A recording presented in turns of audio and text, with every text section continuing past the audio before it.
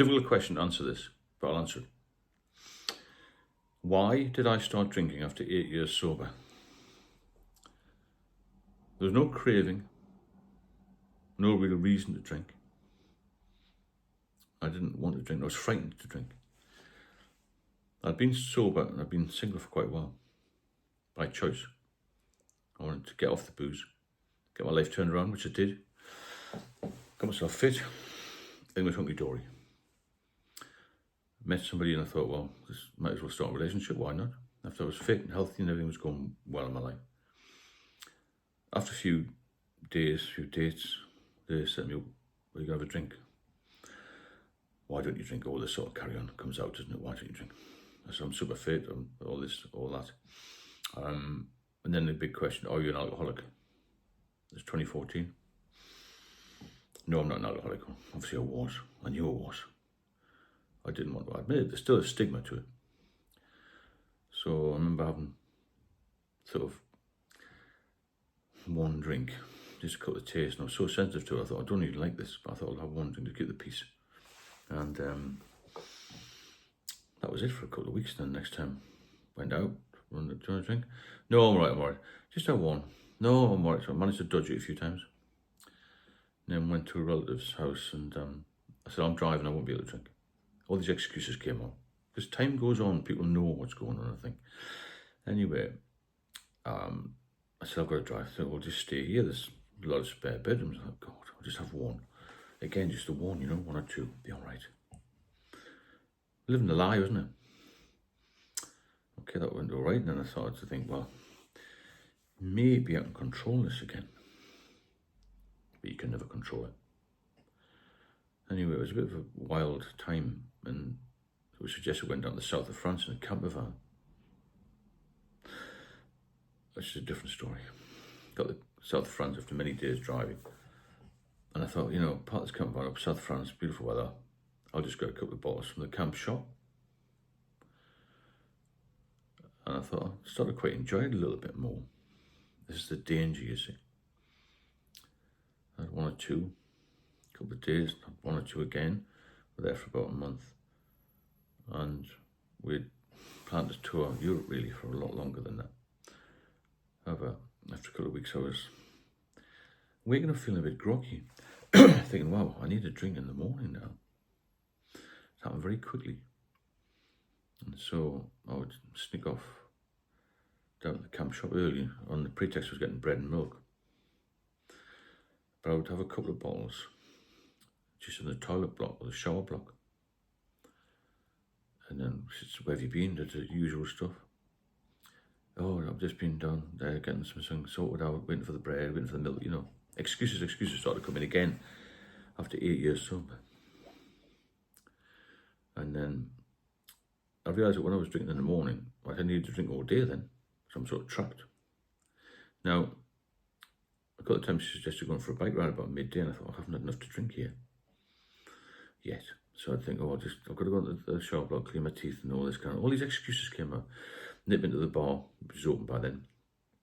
I've got the quick drinks and go back. Bike ride was fine then. Then we'd stop and 4 or 5 o'clock, it was time for a normal drink at the start maybe. And that was it, another day over. And every day got gradually worse. It started to creep up on me a little bit. So you still ask some questions, You're drinking a bit much, you're lying in a bit much, you're getting a bit tired. And I thought, yeah, I'm getting a bit tired. Tired of everything. And I was still sneaking to the shop, trying to hide beer. It's very difficult on the campsite to hide beer. I was put underneath this camper van and in cupboards and stuff when she was on the phone and all this sort of business. And then we decided after about, I think it was 3 weeks to move from there, but maybe 4 weeks, from the south of France, we'd drive up to Italy. Now, I'd driven that camper van fine when I was sober. I got in feeling really nervous because I'd been on the drink for a couple of weeks, hadn't I? The anxiety was starting to creep back in. And we're getting it off the site and thinking, God, can I even drive this? Because when you're hungover and you started to drink again, but after you relapse, you see, you feel like, God, my world's caving in here. I started to feel nervous on the road. And then a lot of the roads, the quicker roads, as it were, faster roads up to northern Italy, we're going to Lake Garda, or these toll roads, motorways. I felt really, really anxious. I was clutching on the steering wheel, sweating, anxiety. And a couple of times I said, I'm really quite tired. Do you mind driving on the main roads? And so this is a bit odd. And I was okay on the windy roads. I couldn't drive on the motorway anymore. So let's just get to know Italy. I was so anxious going over these big viaducts and bridges and stuff and coming to Italy. Big lorries on the outside, thundering past, and I was in this camper van on the side of a Tesco's delivery van. And God, my life's horrendous. Got through well there, God, again, wow, part of the camper van, get some drinks. By that time, she was realising every time I went to the supermarket, there was, 20 bottles of beer, 1 bottle of wine for her, and no food. So I think the penny had dropped then. I just didn't mention it out loud, but I knew there was a problem. Thought I'd fall out a little bit. And I was just basically going again, early, having a shower, going for beers. As soon as the bar opened, going for another couple of beers, and all sort of collapsed from there. Cut the holiday short. And the way back was horrendous because obviously I couldn't drive the motorways or anything. Now, got back to the UK, this so-called relationship just fizzled out, as it would do. And I was sort of left then with a massive drink problem again. I thought, well, what I'll do is I'll go back to the doctors and I'll ask for some diazepam. Now, I hadn't had any diazepam, which basically helps you come off the booze, for 8 years. So I walked into the doctors. Well, I didn't walk, I was still nervous, very nervous, because my anxiety kicks in, you see. Anxiety was massive for me. I'll never forget the bloke called Evans, who I see now, actually. And I said, I'd like some diazepam again. You can't have it. The shock on my face must have been horrendous. The panic setting, can't have it. It's not our policy to give diazepam. There's a number for the local community help centre. I thought, well, I can't even get there. I was so nervous by then, you see. My anxiety kicked in. I wasn't good on public transport, all this sort of thing. I had to be taken to the doctor by a friend, even then. So I thought, I'm going to have to get a second opinion. So I made another appointment to see a different doctor. We don't do it. I said, I need it. And I was begging them. I forget, I was really begging. I started crying a little bit. I thought, if I don't get this diazepam, I know I'm going to have real problems. I knew I was going to have problems. Wouldn't give me it. So I went back to the flat alone and drank more heavily. This is what you do when you get anxiety and you get worried about things and you overthink. And I'd know that I couldn't stop. I knew I couldn't stop because I'd had seizures in the past if I stopped cold turkey, so I tried to tape it down a little bit. That didn't work. I rang this centre a couple of times. They said, you've got to come in sober. I couldn't come in sober because I was drinking. I was self-medicating with alcohol. Rang the doctors again, he wouldn't see me. He said, there's no point in coming in unless you're sober. I was trapped. I felt completely trapped by then. Obviously, my parents had found out I'd been drinking again. My daughter found out I'd been drinking again. They were horrified after 8 years sober, And when she found out they wouldn't give me diazepam, said it was addictive. Well, I hadn't any for 8 years. I was still fighting that, trying to get it privately, couldn't get it. Eventually, I got some off the internet. I didn't trust it. So I thought, I'm going to have to keep drinking here.